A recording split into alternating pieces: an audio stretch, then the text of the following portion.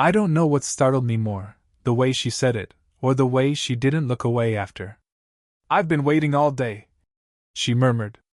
Her voice was low, like the soft hum of something that shouldn't be heard this close. The room was still. Late sunlight slipped through the blinds, drawing faint lines across her face, a face that never rushed to say too much. She stood near the counter, sleeves rolled to her elbows, hair falling slightly out of place, the kind of undone grace that made silence feel heavier than words. I tried to answer, but whatever I'd meant to say tangled somewhere between my throat and the air that smelled faintly of coffee and her perfume, something warm, like cedar and skin after rain. She turned slightly toward me, the edge of a smile teasing her mouth. "You're quiet again," she said. Sorry. I just didn't expect." Her hand brushed mine as she reached for the mug beside me. "It wasn't an accident. Or maybe it was. I couldn't tell. But it felt deliberate enough to make my pulse lose rhythm." The heat from her skin lingered, even after she pulled away. I'd been helping her fix the shelves near the window, nothing serious, just a few loose screws and a crooked frame. But now, with her standing this close, I wasn't sure why I was still pretending to care about the shelf. She leaned against the counter, fingers tapping once, twice. "You always come in so careful," she said softly. "Like you're afraid to touch anything." I looked at her then, really looked. There was a quiet tiredness around her eyes, the kind people try to hide by smiling too much. And still, she made the air shift, as if even breathing wrong around her would be noticed. "It's not that," I said. "I just don't want to overstep." Her gaze caught mine. "You already have." The words landed somewhere deep, like they meant more than she intended, or maybe exactly what she intended. A clock ticked in the next room. Something metallic clicked, maybe the kettle cooling, or maybe my heartbeat trying to steady itself. She poured the coffee slowly, eyes dropping to the small swirl of steam. Then, without looking up, she said, "You always fix things around here. Do you ever stop to just be here?" "I'm here now." Her eyes lifted. A pause. The kind that stretches and makes you aware of how near someone really is. She smiled faintly. "You don't look away much, do you?" "I try not to," I said. "Feels like I'd miss something if I did." For a moment, the air between us was all that existed. Her fingers rested on the edge of the counter, mine barely an inch away. I could see the pulse at her wrist, steady, patient. Then she leaned closer. Just enough for her breath to warm the space between us. "You should finish the shelf," she whispered, "before you forget what you came for." "I think I already did," I said, quieter than I meant to. Her smile shifted, something fragile flickering beneath it. A glance, a heartbeat, and I could swear she was about to say something more, something that might have changed everything. But then, a knock at the door. She straightened, brushing a strand of hair from her face. The spell, whatever it was, broke with the sound. Her voice returned to its calm, practiced ease. "That must be him," she said, almost to herself. "Who?" I asked. She hesitated, then gave me that unreadable smile again. "You'll see."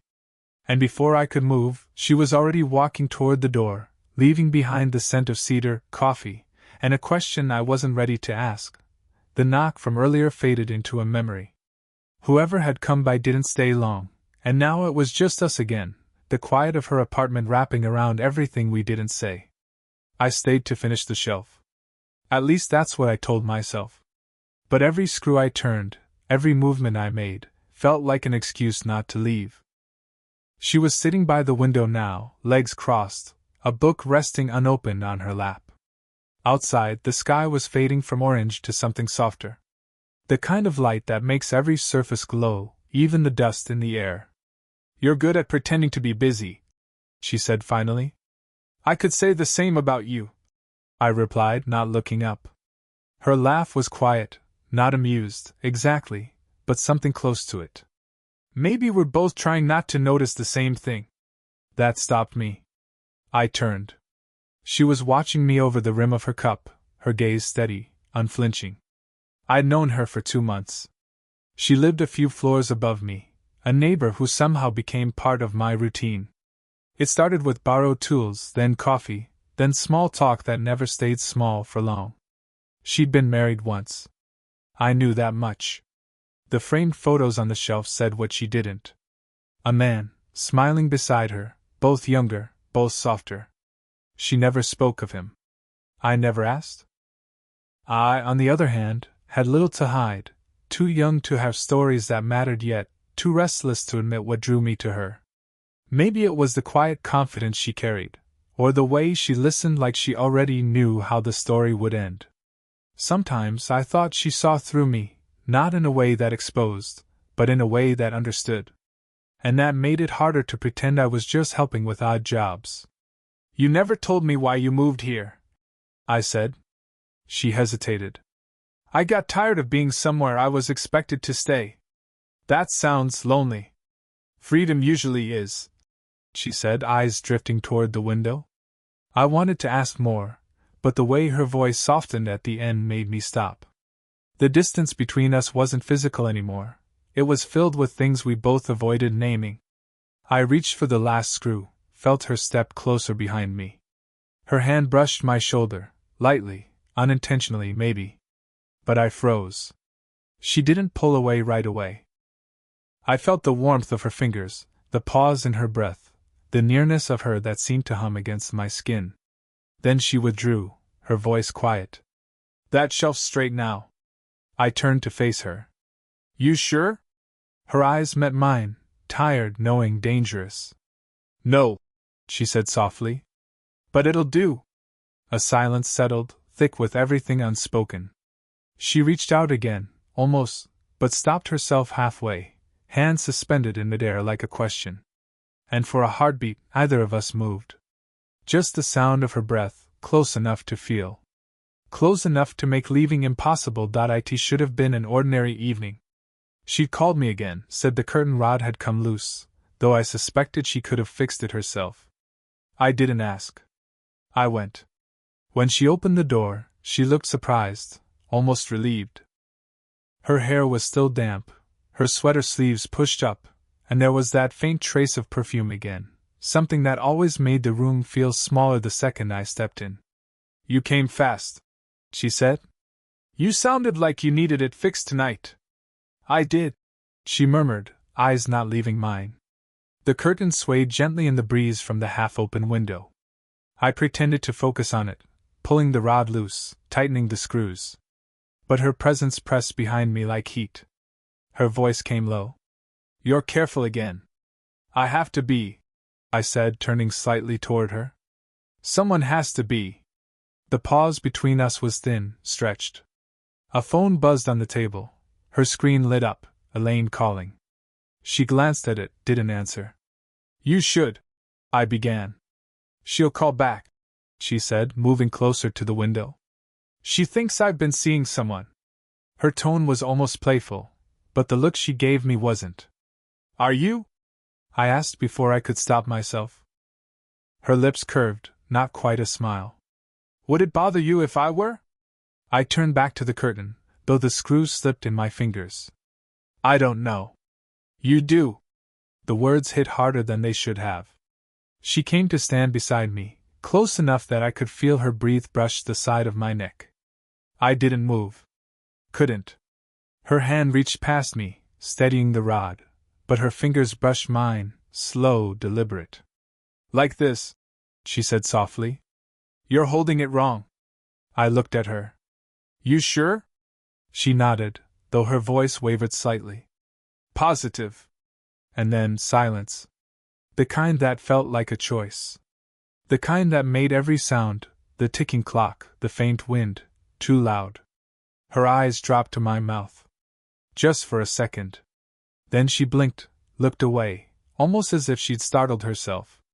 A knock shattered the moment. She stepped back instantly, nearly dropping the screwdriver. Her breath caught. Mine did too. "Who?" I started. "Neighbor," she whispered. "Don't move." I stood there, still holding the curtain rod as she opened the door just a crack. A woman's voice drifted in, cheerful, curious, asking if she wanted to come for dinner. Her answers were polite, quick, rehearsed. She shut the door gently and leaned against it, eyes closed for a second. When she opened them again, she laughed quietly. "You can breathe now." I wasn't sure if I should. Her expression softened, and she stepped toward me again, slower this time, no excuses left. "Maybe," she said, voice barely above a whisper. "We're already too close to fix anything." Her hand brushed mine once more, no pretense this time. Neither of us moved away. It started raining that evening. Not a storm, just that soft, steady kind that makes everything quieter. She called me again, though she didn't need anything fixed this time. "Just coffee," she said. But her voice on the phone had that pause, the kind that means don't ask why, just come. When I arrived, the lights were low, the windows misted with condensation. She stood by the counter, hair slightly damp, sweater loose on her shoulders.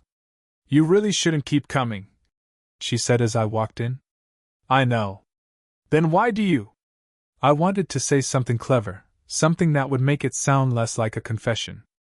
Instead, "Because you keep asking." That made her smile, barely. "That's not fair." "No," I said. "It's not." She poured the coffee, hands trembling just enough for me to notice. The scent of it, strong, rich, mixed with the faint perfume she always wore, the one I'd started recognizing even in my dreams. We sat across from each other. The distance between us felt thinner than the air itself. Her eyes flicked up. "You're staring." "I don't mean to." "You always say that." I let out a breath, then leaned forward. "Then maybe I do mean to." The silence that followed wasn't awkward. It was alive, humming with all the things we'd been pretending not to feel. She looked down at her cup, then back at me. "You shouldn't look at me like that." "Why not?" "Because I'll forget how old I am." The words broke something in me, or maybe released it. I pushed my chair back, stood, and crossed to her side. "You think I see that?" She didn't move, didn't turn. "You should." "I don't." She laughed, but her voice trembled. "You're too young to know what you're doing." "Maybe," I said, stepping closer. "But I know what I want." Her breath caught. I could feel it, the faint shift of air between us. I reached up slowly, fingers brushing a strand of hair from her face. She didn't pull away. Her eyes closed for half a heartbeat. "Don't," she whispered, though it sounded more like please. My voice came low, almost against her ear. "Tell me to stop." She didn't. Instead, she turned slightly, her shoulder brushing against my chest. Everything went still, the sound of rain, the ticking clock, the world outside. Just her breath, shallow and uneven, and my heartbeat against her back. Then she spoke, quiet, breaking but certain. "This isn't supposed to happen." I leaned closer, close enough for my breath to graze her neck. "It already is." Her head tilted back, her eyes finding mine, close, too close. And then, a knock at the door. She froze. We didn't move. Couldn't. The sound echoed through the small apartment like a warning. Her voice, when it came, was barely a whisper. "If I open that door, everything changes." I swallowed hard. "If you don't." Her eyes flicked to my lips, then back up, trembling, caught between two choices. "Then I change," she said. The knock came again. Louder this time. And still, neither of us moved. The rain had stopped, but its smell still lingered in the air, damp, heavy, almost metallic. We hadn't spoken since that night. The almost kiss. The knock at the door. The silence that followed. I told myself to stay away, but she called again 3 days later. Not to see me, or so she said, but to return the screwdriver. When I arrived, the air between us was thick with something neither of us could name anymore. She handed me the tool, eyes avoiding mine. "You left this." "Did I?" "Yes," she said, then paused. "Or maybe you wanted to." Her tone was calm, but her hand trembled as she passed it to me. "I didn't mean to make things," I started. "Complicated?" She finished for me, a faint, knowing smile tugging at her mouth. "They already were." Her phone buzzed again on the counter. This time, she didn't ignore it. She stared at the screen, and I saw it before she flipped it over. Elaine. The same friend who'd knocked that night. She knows, she said quietly. My stomach dropped. Knows what? That you've been here. Too often. Too late. I took a step back. You told her? I didn't have to, she said. She heard me. I froze. That night? She nodded, and her voice softened. She heard you say it. Say what? She looked up finally, eyes steady but glassy. That you know what you want. The words hung there like something alive. For a moment, neither of us breathed. Then she turned away, pressing her palms against the counter. She said people are talking. That I should be careful. Her voice cracked on the last word, and it did something to me, something sharp and helpless all at once. I moved toward her, slow, cautious. Do you care what they think? She exhaled shakily. I care what I'll lose if they're right. I reached out, hesitated, then touched her wrist gently. What if they're wrong? She turned, her eyes catching mine, that familiar pull between fear and want flickering again. You shouldn't touch me like that, she whispered. Then stop standing this close. I can't. It came out almost like a confession, quiet, broken, real. Her hand lifted slightly, brushing my shirt sleeve as if testing how far she could go before it became a mistake. Then her phone vibrated again, a new message this time. She didn't read it, but I saw the name, Michael. She caught my glance, and her expression shifted, guilt, maybe pain. My ex-husband, she said before I could ask. He's back in town. The words hit harder than I expected. She stepped closer, almost desperate. He wants to see me. To talk. Will you? She looked up at me, eyes trembling. I don't know. I could smell the faint trace of rain still clinging to her skin. I wanted to say something that would stop her, stop everything, but nothing came. Her voice broke the silence. If he comes tomorrow, you can't be here. I nodded, even as she stepped closer, so close her breath warmed my collar. Neither of us moved away. Her whisper trembled against the air between us. Because if you are, I won't let him in. I didn't see her for 5 days. 5 long, silent days where every sound in my apartment felt too loud, every evening stretched thin with what I didn't say. I told myself it was better this way. She had her past returning, I had no right to interfere. But the line never fit right in my mouth. On the 6th night, she knocked on my door. When I opened it, she stood there in the hallway, wrapped in her coat, rain still clinging to her hair. Her eyes were different, not guarded, not soft. Just tired. Can I come in? I nodded. She walked in slowly, her gaze scanning the room like she was memorizing it. I could smell her perfume beneath the rain, that same quiet warmth that always made me forget what distance meant. I saw him, she said finally. I waited. He wanted to fix things, she continued. Said he's changed. Said I should remember who I was. Her voice cracked a little. But I don't think I remember that woman anymore. She looked at me then, the kind of look that makes breathing a conscious act. You shouldn't have come, I whispered. I know. Then why are you here? Her answer was barely a breath. Because not coming felt worse. For a long moment, we just stood there. The sound of rain against the window filled the space between us. She took a step closer. You said once, you know what you want.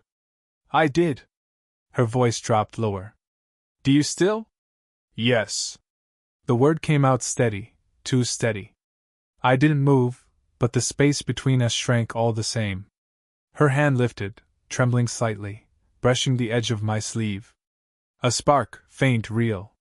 She looked down at it as if surprised it was there. I keep thinking, she whispered. If I reach for you, it'll ruin everything. Or fix something, I said. She smiled, sad, fragile, beautiful. You sound too sure. I'm not. I just don't want to keep pretending. Her fingers found my wrist this time, holding, not just brushing. Her pulse raced against my skin, steady and frightened all at once. "I don't know if this is right," she said. "It doesn't have to be right," I murmured. "It just has to be honest." She exhaled, a soft, trembling sound that felt like surrender. Her forehead rested against my chest, and for a moment, everything stopped, the noise, the doubt, the ache of wanting what shouldn't be wanted. Her voice came muffled against me. "If I stay, it means I'm choosing you. And if you go, I'm choosing what's safe." "Which one feels real?" I asked. She tilted her head back then, eyes wet, lips parted, so close the air between us felt alive. "This," she said. "This feels real." And just before our mouths met, she stepped back. Her breath hitched, her voice a whisper breaking through the silence. "Now I know what I'm giving up." She turned toward the door, trembling, eyes lowered. I didn't stop her. Because for the first time, I understood, she wasn't running from me. She was running from what she couldn't undo. It had been 3 months. Seasons had shifted, the rain replaced by the soft hum of late summer. I hadn't seen her since that night. Not in the hallway, not by the mailboxes, not in the quiet places we used to share without words. But some people never really leave, they stay in the things they've touched. The mug she gave me, the scent of cedar that still clung to my jacket, the silence that sometimes felt like her voice. And then, she appeared again. By the park bench near the corner café. The one where she used to read alone. She looked different, lighter somehow. Her hair tied back, a faint smile that wasn't trying to hide anything anymore. She saw me before I could decide whether to walk over. "You're late," she said softly, like no time had passed. "I didn't know we had a time." "We always did," she replied, eyes glinting with something between teasing and truth. We sat together. The air was warm, filled with the faint buzz of the city evening. She handed me a cup of coffee, the same way she used to, 2 sugars, no cream. "You remembered," I said. "I tried to forget," she admitted, "but it never worked." For a moment neither of us spoke. Then I asked, "Did you see him again?" She shook her head. "He wanted to rebuild something that wasn't there anymore. I finally stopped feeling guilty for letting it go." Her hand brushed mine, slow, uncertain. "And you?" "I tried to stay away," I said. "Didn't work either." A small laugh escaped her. "We're terrible at pretending. Maybe we don't have to anymore." The sun dipped lower, painting her face in soft amber.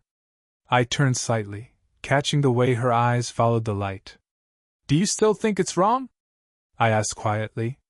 She exhaled. "No. I think it was just unexpected." Her hand found mine again, this time holding, not testing. Her fingers threaded through mine, steady, deliberate. "I kept thinking age made me older," she said. "But you made me feel." She stopped, searching for the word. "Alive?" I offered. She smiled faintly. "Seen." I reached up, brushing a strand of hair from her face, the same way I had before everything fell apart. This time, she didn't step back. She leaned in, resting her forehead against mine. The closeness felt like a quiet kind of forgiveness, not for what we'd done, but for how hard we'd tried not to. When she finally spoke, her voice was soft, trembling. "Maybe we were never meant to fix anything. Just to find each other." "And now?" I asked. "No," she said, her thumb tracing slow circles against my hand. "We stopped running from what's already ours. We stayed like that, still, breathing the same quiet air, until the lights from the cafe blurred into stars. No more hesitation. No more hiding. Just a long, steady calm that felt like home."